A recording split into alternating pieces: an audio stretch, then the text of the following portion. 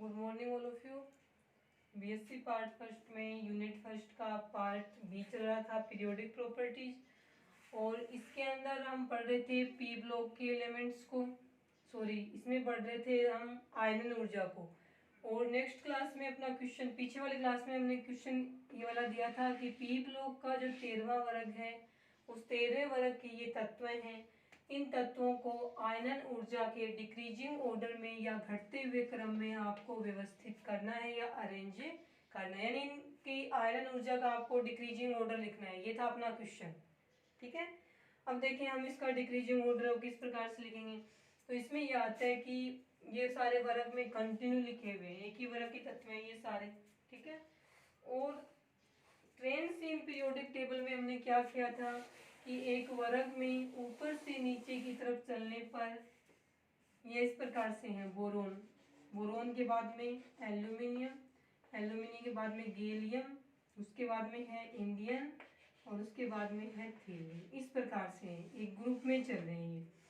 तो इसमें क्या रहेगा कि एक वर्ग में एक ही वर्ग के हैं, तो एक वर्ग में ऊपर से नीचे की तरफ चलने पर principal quantum number small n की वैल्यू बढ़ने के साथ साथ में मुख्य कोश बढ़ता जाता है। मुख्य कोश बढ़ते जाने से परमाणुओं का साइज, आकार बढ़ता जाएगा।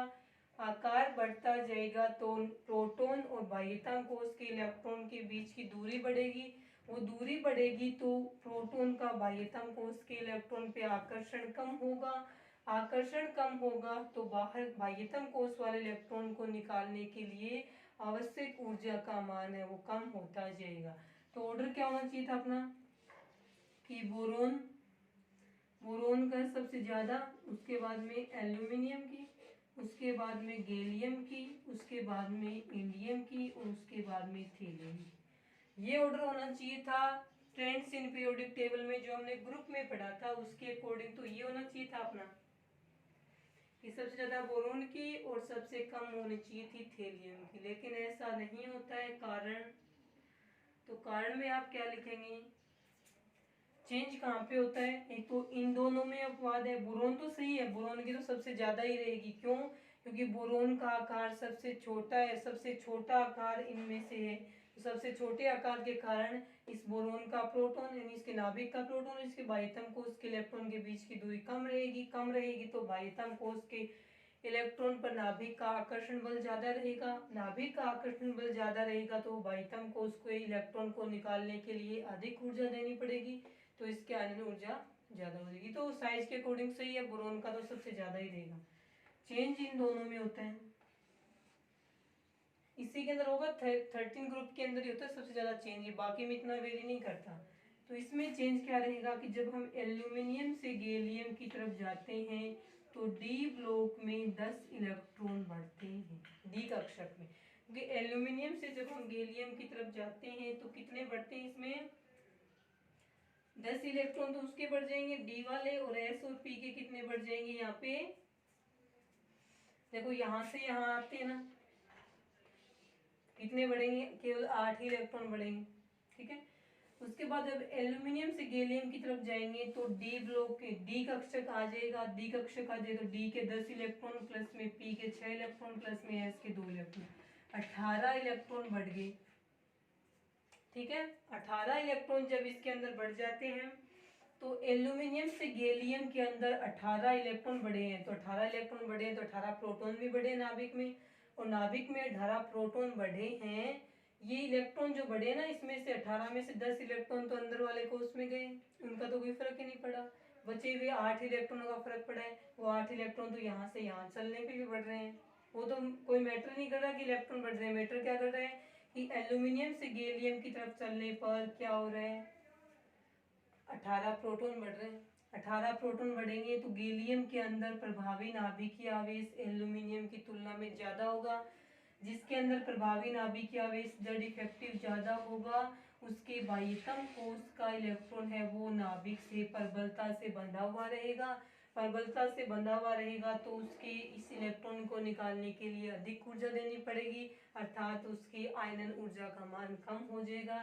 यही कारण होता है कि एल्यूमिनियम की तुलना में गैलियम की आयनन ऊर्जा ज़्यादा होनी चाहिए थी ट्रेंड के हिसाब से एल्यूमिनियम की ज़्यादा, लेकिन होती गैलियम की ज़्यादा। इसका कारण यही रहेगा कि एल्यूमिनियम में से गैलियम की तरफ चलेंगे तो इसका जो नाभिक है न्यूक्लियस, उसमें 18 प्रोटॉन बढ़ते हैं। 18 प्रोटॉनों के बढ़ने से गैलियम में प्रभावी नाभिकीय आवेश ज़्यादा रहेगा, जिससे ये बाह्यतम कोश के इलेक्ट्रॉन को प्रबलता से आकर्षित करेंगे, जिससे आयनन ऊर्जा का मान गैलियम में बढ़ जाएगा। ठीक है, यहाँ पे क्या चेंज होता है इंडियन थेलियम में कि इंडियन से थेलियम की तरफ चलते हैं तो यहाँ पे क्या बढ़ते हैं, एफ ब्लॉक वाले तत्व भी आ जाते हैं। एल्यूमिनियम से गैलियम की तरफ आए थे ना, तब तो केवल डी ब्लॉक वाले तत्व ही आए थे, लेकिन इंडियम से थेलियम की तरफ जाएंगे तो 14 इलेक्ट्रॉन तो बढ़े। तो देखिए इसके अंदर इंडियम से थेलियम की तरफ चलेंगे तो 14 इलेक्ट्रॉन, यानी इंडियन से थेलियम की तरफ चलने पर इनके बीच में एफ ब्लॉक के 14 तत्व आते हैं। जब 14 एलिमेंट्स आएंगे तो 14 इलेक्ट्रॉन भी बढ़ेंगे, प्लस में 10 इलेक्ट्रॉन, प्लस में 6, प्लस में 2 इलेक्ट्रॉन, 32 इलेक्ट्रॉन। ठीक है, तो इंडियन से थेलियम की तरफ चलने पर 32 इलेक्ट्रॉन बढ़ रहे हैं। 32 इलेक्ट्रॉन बढ़ेंगे तो ये जो 14 इलेक्ट्रॉन और 10 इलेक्ट्रॉन है ना, ये तो अंदर वाले कोष में, ये तो जाएंगे n-2 में, ये जाएंगे n-1 में। लेकिन जो 32 इलेक्ट्रॉन बढ़ेंगे तो जो उसके साथ में 32 प्रोटॉन भी बढ़ेंगे ना, तो वो थेलियम के अंदर बढ़ेंगे। अब 32 प्रोटॉनों के बढ़ने से प्रभावी नाभिकीय आवेश है वो भी क्या हो जाएगा, बढ़ जाएगा। प्रभावी नाभिकीय आवेश जब बढ़ जाएगा तो थेलियम का जो प्रोटॉन है उसका इसके बाह्यतम कोश के इलेक्ट्रॉन पर आकर्षण बल भी क्या रहेगा, ज़्यादा रहेगा। जब वो आकर्षण बल ज़्यादा होगा तो थेलियम का जो बाह्यतम कोश का इलेक्ट्रॉन है उसको निकालने के लिए हमें अधिक ऊर्जा देनी पड़ेगी। अधिक ऊर्जा देनी पड़ेगी, इसका मतलब है आयनन ऊर्जा का मान क्या हो जाएगा, बढ़ जाएगा। तो थेलियम और इंडियम की तुलना में थेलियम की क्या होती है, ज़्यादा होती है।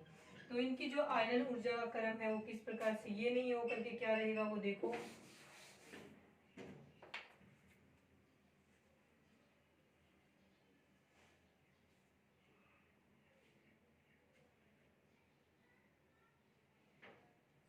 क्या क्रम क्या रहेगा, सबसे ज्यादा रहेगी इसमें बोरोन की, उससे कम किसकी रहेगी, हेलियम की, उससे कम रहेगी गैलियम की, और उससे कम रहेगी आपकी एल्यूमिनियम की, और सबसे कम रहेगी इंडियम की। ये रहेगा आपका आयनन ऊर्जा का जो ऑर्डर है, वो क्रम है, वो ये वाला रहेगा। ठीक है, तो ये रहेगा पी ब्लॉक का जो 13वां वर्ग है, 13 ग्रुप है, उसकी आयनन ऊर्जा का डिक्रीजिंग ऑर्डर है वो इस हिसाब से रहेगा। ये दोनों अपवाद के रूप में। तो क्वेश्चन ये भी आ सकता है अलग से कि एल्यूमिनियम की तुलना में गैलियम की आयनन ऊर्जा ज़्यादा होती है क्यों, और इंडियन की तुलना में थेलियम की आयनन ऊर्जा ज़्यादा होती है क्यों।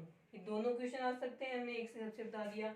इन दोनों के बीच में डी ब्लॉक के 10 तत्व है, वो 10 तत्व आ जाने से ऐसा होगा, और इन दोनों के बीच में एफ ब्लॉक वाले 14 एलिमेंट्स आ जाने से ऐसा चेंज है वो होगा। ये रहेगा आपका नेक्स्ट क्वेश्चन। ठीक है, उसके बाद नेक्स्ट में देखें क्या करेंगे, नेक्स्ट क्वेश्चन क्या रहेगा।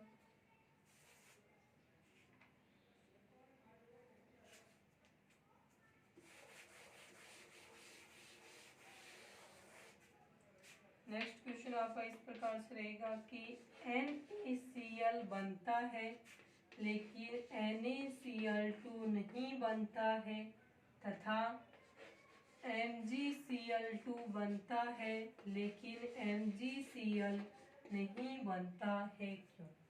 ये रहेगा आपका नेक्स्ट क्वेश्चन। ये आयनन ऊर्जा से सोल्व किया गया।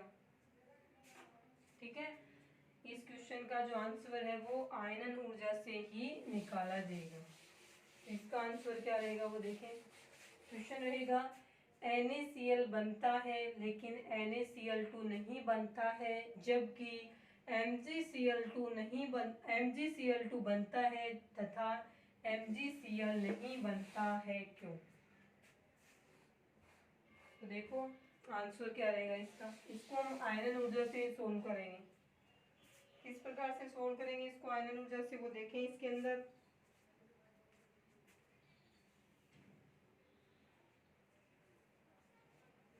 इसमें आएगा पहले हम NaCl वाले को सोल्व करते हैं, ठीक है।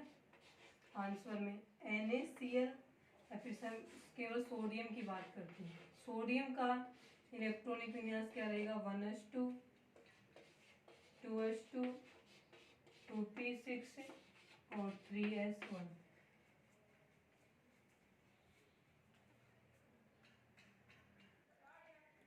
ठीक है, क्वेश्चन रहेगा NaCl बनता है लेकिन NaCl2 नहीं बनता है, और MgCl2 बनता है, MgCl नहीं बनता। देखिए सोडियम का इलेक्ट्रॉनिक विन्यास ये रहेगा, तो सोडियम क्या कर सकता है, केवल ये एक इलेक्ट्रॉन त्यागेगा, क्योंकि 3s1 का एक इलेक्ट्रॉन त्यागते ही इसका उत्कृष्ट गैस विन्यास बन जाएगा जो कि अधिक स्थायी है।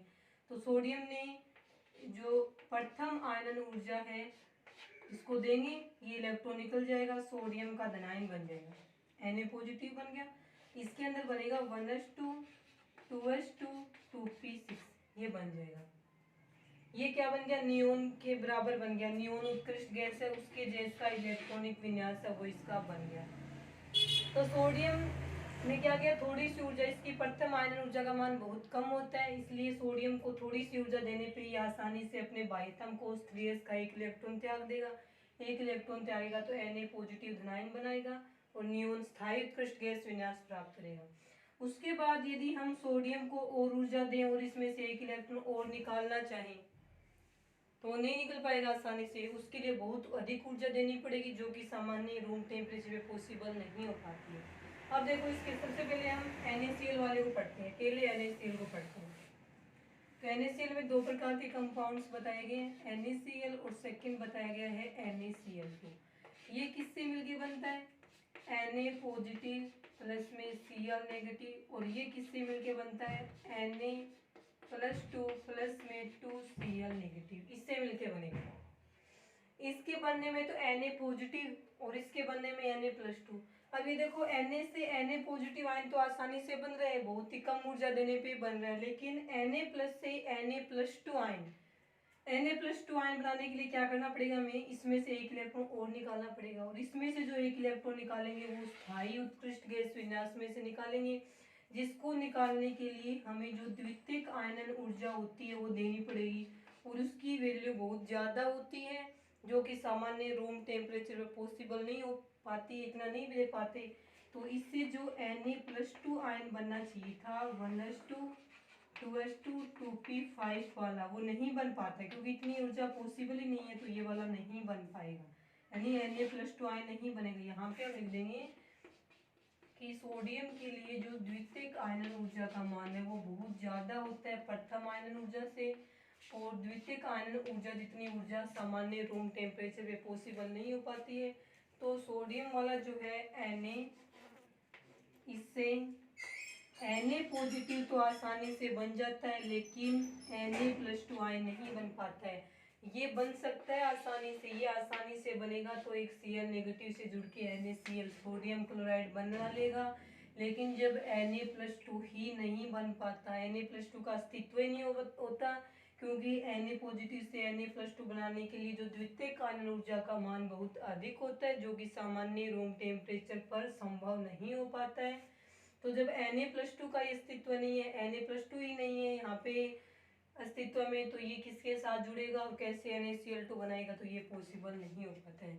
तो क्वेश्चन था NaCl बनता है लेकिन NaCl2 नहीं बनता है, क्यों, तो आंसर ये इस फॉर्म में लिखना है कि Na पॉजिटिव आयन तो बनता है, पॉसिबल है, तो NaCl बन जाएगा, लेकिन Na+2 का तो खुद का ही अस्तित्व नहीं है। जब Na+2 ही नहीं है तो NaCl2 कहाँ से बनेगा, और Na+2 का अस्तित्व क्यों नहीं है वो इससे बता सकते हैं कि सोडियम धनायन Na+ से Na+2 बनाने के लिए हमें एक इलेक्ट्रॉन और निकालना पड़ता है जो कि स्थायी उत्कृष्ट गैस विन्यास से निकालेंगे, जिसके लिए आवश्यक द्वितीयक आयनन ऊर्जा का मान बहुत अधिक होने से जो कि सामान्य रूम टेम्परेचर पर संभव नहीं हो पाएगा, इतनी ऊर्जा नहीं मिल पाएगी। इतनी ऊर्जा नहीं मिल पाएगी तो सोडियम धनायन से Na+ से Na+2 नहीं बनेगा, और Na+ से Na+2 नहीं बनेगा तो NaCl2 भी नहीं बनेगा। ये रहेगा इसका आंसर। अब MgCl2 वाला आप खुद से देखो क्या होता है कि MgCl2 वाले में क्या हो सकता है आंसर में। हम करेंगे MgCl2 वाला। कि MgCl2 के अंदर ऐसा क्या होता है। तो देखें क्वेश्चन ये था कि MgCl वो नहीं बनता है लेकिन MgCl2 बनता है। अब देखो MgCl किससे मिलके बनता है। MgCl बनता है Mg पॉजिटिव प्लस में Cl नेगेटिव से, और MgCl2 बनेगा Mg प्लस 2 प्लस में 2Cl नेगेटिव से। इस वाले में ये बनता, ये नहीं बनता, और ये वाला बनता है क्यों। इसका आंसर भी सेम आयन ऊर्जा से ही लिखेंगे हम। यहाँ पे तो अपने को पता है आयन ऊर्जा से सोल्व होगा ये, लेकिन एग्जाम में नहीं पता चलेगा। एग्जाम में ये लिखा हुआ नहीं होगा कि इस क्वेश्चन को आयन ऊर्जा से सोल्व करो, इसको परमाणु त्रिज्या से सोल्व करो। आपको तो खुद को याद रखना है कि कौन सा आयन ऊर्जा से सोल्व होगा और कौन सा है वो परमाणु त्रिज्या से सोल्व होगा, या फिर कौन सा है वो इलेक्ट्रॉन बंधुता से सोल्व होगा, कौन सा विद्युत ऋणात्मकता से हल करेंगे। ये सब आपको खुद से याद रखना है। देखें सबसे पहले हम Mg प्लस है, सॉरी मैग्नीशियम, इलेक्ट्रॉनिक विन्यास क्या रहेगा 1s2 2s2 2p6 3s2।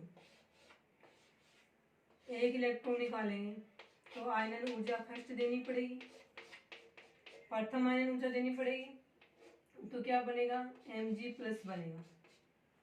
इसमें क्या बनेगा बता रहे हैं Mg प्लस बनेगा, बनता नहीं बनता वो आगे देखेंगे कि ऐसा हो सकता है। अपन तो ऐसा लिख रहे हैं 2p6 से 3s1। फिर 3s वाला एक इलेक्ट्रॉन और निकल जाएगा, क्योंकि 3s वाला ये एक इलेक्ट्रॉन निकलते ही क्या होगा इसके अंदर, 3s वाला एक इलेक्ट्रॉन निकलते ही स्थायी उत्कृष्ट गैस नियोन का विन्यास बन जाएगा। इस कारण से ये इस इलेक्ट्रॉन को भी आसानी से त्यागेगा, जिसके लिए आवश्यक आयनन ऊर्जा हो जाएगी द्वितीयक आयनन ऊर्जा, और इससे बन जाएगा आपका Mg+2।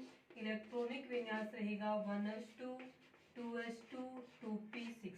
अब देखें, अब मैग्नीशियम से जब हम फर्स्ट इलेक्ट्रॉन निकाल रहे हैं वो कहाँ पे है 3s कक्षक में है, 3s में, और 3s2 का मतलब ये पूर्ण रूप से भरा हुआ है। पूर्ण रूप से भरा हुआ है तो इसमें से एक इलेक्ट्रॉन निकालने के लिए पूर्ण पूरित कक्षक है, एक इलेक्ट्रॉन निकालेंगे अधिक ऊर्जा देनी पड़ेगी, लेकिन वो अधिक ऊर्जा इतनी भी नहीं होती कि रूम टेम्परेचर पे पॉसिबल ही नहीं है कि हम दे ही ना पाए, दे सकते हैं इतनी होती है, लेकिन वो अधिक होती है ऐसा बोलते हैं। क्योंकि पूर्ण पूरित कक्षक है, स्थायी कक्षक है, इलेक्ट्रॉन निकालेंगे आवश्यक ऊर्जा अधिक ही होगी, अधिक ऊर्जा होगी। उसके बाद में हम दूसरा इलेक्ट्रॉन निकाल लेंगे तो ये जो द्वितीयक आयन ऊर्जा है इस इलेक्ट्रॉन को निकालने के लिए ये वाला इलेक्ट्रॉन आसानी से निकल जाएगा। क्यों निकल जाएगा, क्योंकि इस इलेक्ट्रॉन के निकलते मैग्नीशियम को पता है इस इलेक्ट्रॉन को त्याग देंगे ना तो स्थायी विन्यास प्राप्त कर लेंगे। तो स्थायित्व को प्राप्त करने के लिए इस वाले इलेक्ट्रॉन को ये ऐसे ही त्याग देगा, बिल्कुल थोड़ी सी एनर्जी लेने पर ही इसको त्याग देगा। ये बोलेगा तो निकल जाए, उसके बाद में ये क्या करेगा स्थायित्व को प्राप्त है वो कर लेगा। तो इस इलेक्ट्रॉन के लिए आवश्यक ऊर्जा आयनन ऊर्जा द्वितीयक है, और द्वितीयक आयनन ऊर्जा का मान बहुत कम होता है, यानी कि प्रथम आयनन ऊर्जा की तुलना में द्वितीयक आयनन ऊर्जा का मान मैग्नीशियम के लिए क्या होगा बहुत कम होता है। इसके अंदर ऐसा होता है क्योंकि ये स्थायित्व को प्राप्त यहाँ पे सक्सेसिव वाला होता है ना, लेकिन इसके अंदर क्या होगा कि द्वितीयक आयनन ऊर्जा का क्रम है वो मान बहुत अधिक कम होगा। यानी कि एक इलेक्ट्रॉन निकालने के लिए जो हम आयनन ऊर्जा देते हैं ना वो इतनी पर्याप्त होती है कि एक इलेक्ट्रॉन के साथ साथ में दूसरा इलेक्ट्रॉन भी साथ साथ में निकल जाएगा।